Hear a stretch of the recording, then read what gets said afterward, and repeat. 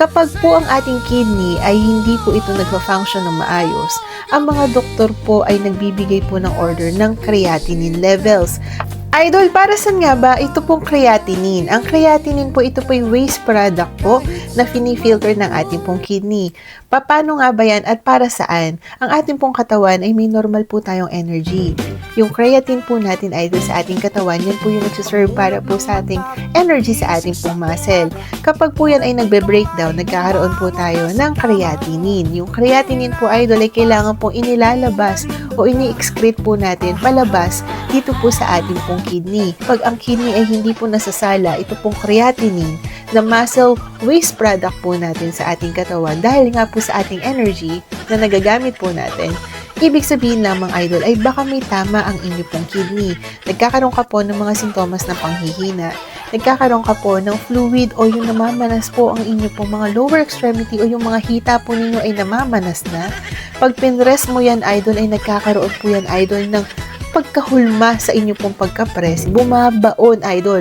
Pindutin mo ang inyong legs at pag yan ay bumaon ng ilang segundo o minuto, ibig sabihin, idol, may water na nare-retain sa inyo pong mismong legs, idol. I-stuck po dyan, idol, minamanas po kayo at alam nyo po ba, maaari po kayong magkaroon ng sakit po sa puso kapag po ito ay hindi naagapan.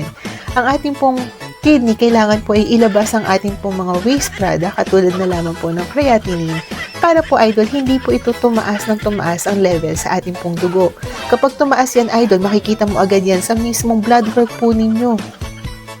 Kaya po ang mga doktor, idol, kapag alam nila may tama ang inyong kidney o nagkakaroon ka po yung mga sinyales katulad na lamang po ng pamamaga ng inyo pong mga mukha, namamaga pati po ang inyong mga lower legs o yung inyo pong mga hita, nagkakaroon ka po ng vomiting or nausea, nagkakaroon ka po ng pagsusuka, nagkakaroon ka po ng pagkahilo, nagkakaroon ka po ng panghihina. Yan po, idol, yung mga simptomas na baka maaari na ang inyo pong kidney ay hindi na po nag-work ng maayos.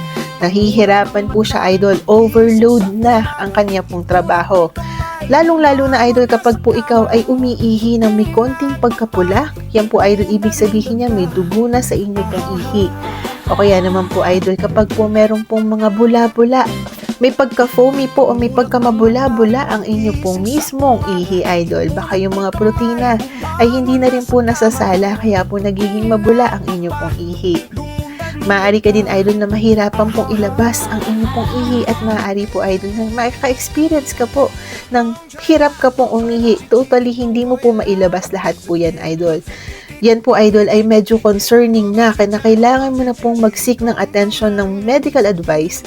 Kailangan mo na pong magpunta sa doktor para mabigyan ka po ng agapang mga treatment at mga agapang mga blood work or mga urinalysis. Kapag po ganyan, idol, kailangan mo na po magpa-check up sa inyo pong doktor para mabigyan po kayo ng tamang mga diagnostic testing o kaya naman po blood work para po malaman kung ano nga ba ang nangyayari sa inyo pong kidney at sa inyo pong katawan.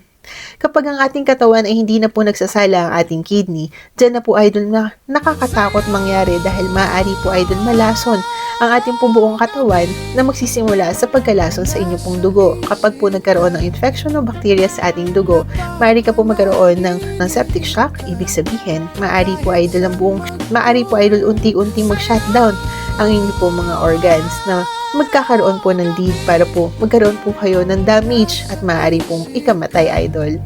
Normal range po ng creatinine para po sa mga kalalakihan ay 0.7 to 1.2 mg per deciliter po. Sa mga kababaihan naman po, ang normal range po ay 0.5 to 1.0 mg per deciliter, idol. Kapag po yan ay tumaas na po ng tumaas, kailangan mo na po, idol, magpa-check agad.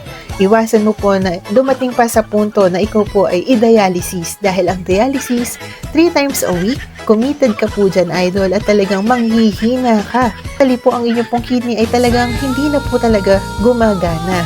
Kaya po, idol, huwag niyo na pong hintayin na dumating pa po sa punto na ganyan. Hindi lamang po sa inyo pong creatinine levels, kundi pati na rin po sa inyo pong disiplina sa pang-araw-araw. Kailangan po, idol, ay kumain ka po ng healthy, umiwas ka po sa mga maalat na pagkain, kailangan mong mag-exercise, matulog ng maayos, mag-hydrate po sa inyo pong katawan, uminom po kayo ng tubig, 2 to 3 liters per day at huwag niyo pong hayaang matuyot ang inyo pong kidney. Happy kidney po, mga idol!